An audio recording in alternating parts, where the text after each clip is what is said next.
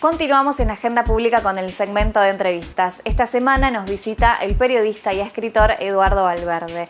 En esta charla con Carlos Colombo recorre las compatibilidades y diferencias entre los escritores y periodistas y analiza la relación de la profesión con la política.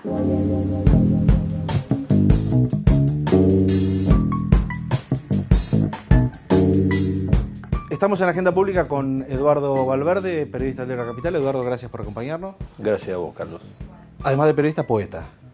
Bueno, sí, de la poesía no se puede vivir. De la poesía no se puede vivir, pero digo, la literatura y el periodismo están intrincados, van de la mano. Sí, yo creo que sí. Yo no estoy, siempre hablamos de este tema en la redacción y yo no estoy muy de acuerdo con Hemingway cuando dice que el periodismo es una buena profesión para un escritor a condición de que se la abandone a tiempo.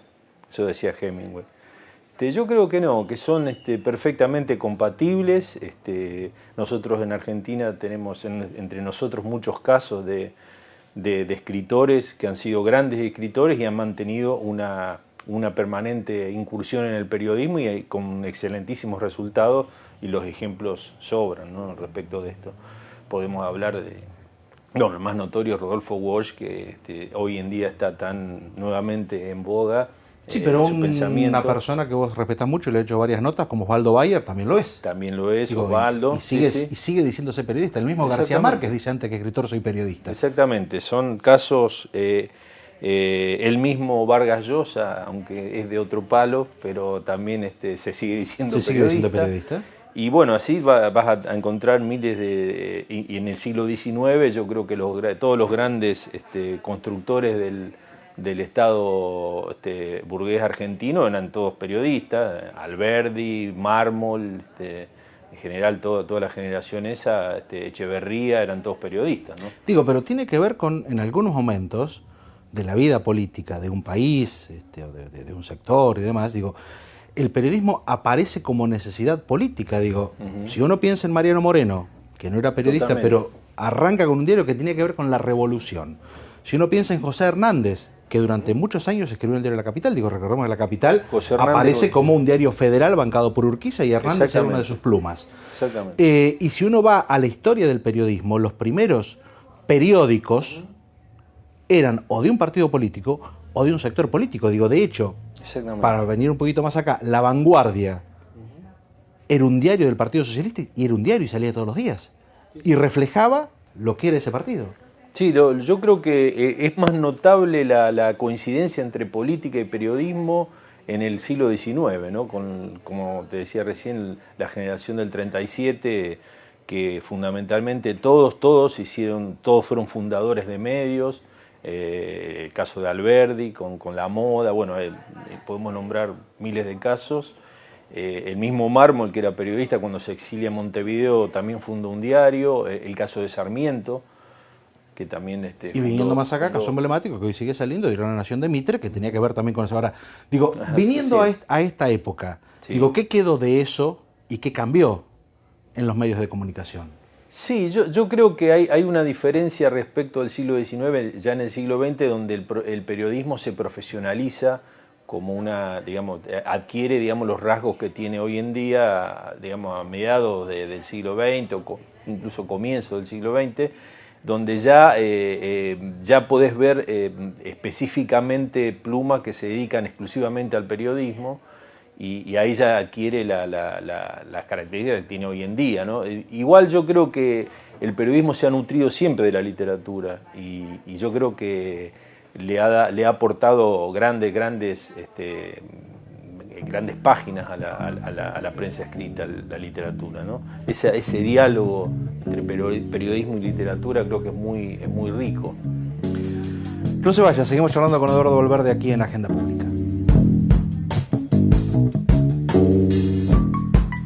La descontrolada privatización del sector energético impulsada en la década de los 90 fue uno de los factores que determinaron la dependencia de Argentina de recursos no renovables. Un contexto que obliga a ejecutar políticas con un horizonte energético mucho más sustentable. Segunda parte del informe.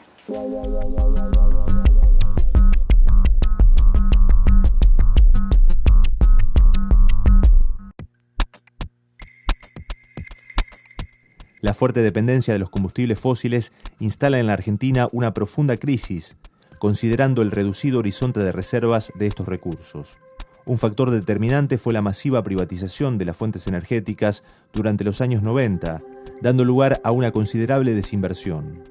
Las reformas de los 90 fueron reformas que afectaron a prácticamente todos los países del mundo, impulsadas básicamente por el Banco Mundial, el Banco Interamericano de Desarrollo en América Latina, y que impulsaban procesos de liberalización del sector. En realidad esos procesos lo que hicieron fue avanzar en una muy fuerte mercantilización del sector energía, como otros sectores, agua, etcétera, digamos, otros sectores de servicios. Algunos países la privatización puede haber dado resultados positivos en cuanto a lograr una mayor eficiencia, una mayor inversión en el descubrimiento, pero aún criticando el hecho hoy en día de que no se invierte suficientemente en, por ejemplo, nuevos pozos petroleros, en la prospección de nuevos pozos petroleros, en realidad lo que nosotros proponemos, que hace 40 años que estamos trabajando en energías renovables, es que ese dinero habría que destinarlo a nuevas fuentes. Actualmente, la matriz energética argentina se asienta en un 80% de combustibles fósiles, con una pequeña participación de hidroeléctrica y nuclear. La Ley 26.190 de Fomento a las Energías Renovables establece que para 2016 el 8% del consumo energético nacional deberá provenir de fuentes limpias. Hoy esa proporción es del 5%. Todos esos gastos que están incluidos dentro de presupuestos generales, si se tomara y se aplicaran las energías renovables, serían muy redituables. Nosotros creemos que Argentina podría tener una matriz totalmente renovable sin inconveniente. Imagínate que España ya tiene desarrollos, estudios hechos por universidades que hablan de posibilidad de una matriz renovable al 2050 prácticamente 100%. Nuestro norte, desde el punto de vista energético, con referencia a la energía solar, es muy rico. Evidentemente hay posibilidad de seguir realizando inversiones como para poder tener una generación acorde. Y en el sur, toda nuestra costa, desde el sur de la provincia de Buenos Aires hacia el sur, digamos, es muy rica, digamos, en vientos. Entre sus recursos limpios, Argentina cuenta con ríos caudalosos como el Paraná y el Uruguay. Grandes superficies áridas y semiáridas con alta heliofanía, áreas con vientos constantes y de gran velocidad como la Patagonia, y un extenso litoral patagónico con amplitud de mareas, que se podría utilizar para energía mareomotriz. Para que una energía sea sustentable, no solamente tiene que ser renovable, es decir, tiene que poder producirse sin comprometer a las generaciones futuras. Esto quiere decir que si usamos el sol, evidentemente el sol va a seguir existiendo. Si usamos energía eólica también, pero aún si usamos biocombustible, hay que hacerlo sustentable. No tenemos que competir con alimentos y tenemos que hacer que la fuente que provee ese biocombustible sea sustentable. Necesitamos en el futuro adaptarnos a no derrochar energía, estoy completamente convencido de eso. Es decir, seguramente vamos a poder seguir desarrollando nuestras actividades de manera normal. La energía creció exponencialmente en el mundo y sin embargo hay 1.500 millones de personas en el mundo que no tienen energía eléctrica y hay 2.700 millones de personas que cocinan con leña todavía en condiciones que afectan a su salud. O sea, a pesar de que se dio este crecimiento, mucha gente no tiene energía. Entonces hay que repensar para qué producimos la energía, en qué condiciones, para qué la usamos, y en la medida que no podamos repensar o asociar el sector energía a el modelo productivo, pensar realmente qué es lo que deberíamos fabricar, qué no, va a ser muy difícil avanzar en otra lógica, ¿no? La meta a escala global, y en Argentina en particular, se halla en la ejecución de un proceso de transición ordenado hacia escenarios de menor consumo, abastecidos por fuentes renovables. Los efectos favorables sobre el medio ambiente serán el principal síntoma de esta necesaria transformación.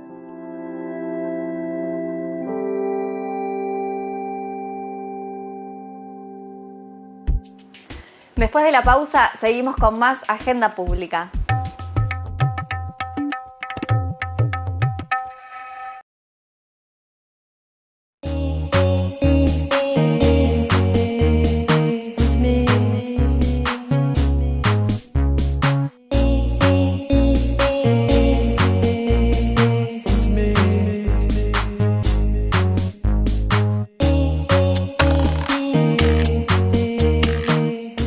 Cuarto Foro de Periodismo Digital Rosario.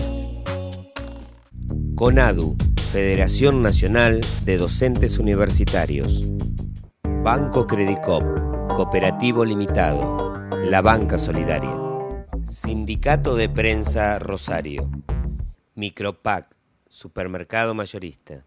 Vicentín, compromiso con la suprema calidad de nuestros productos.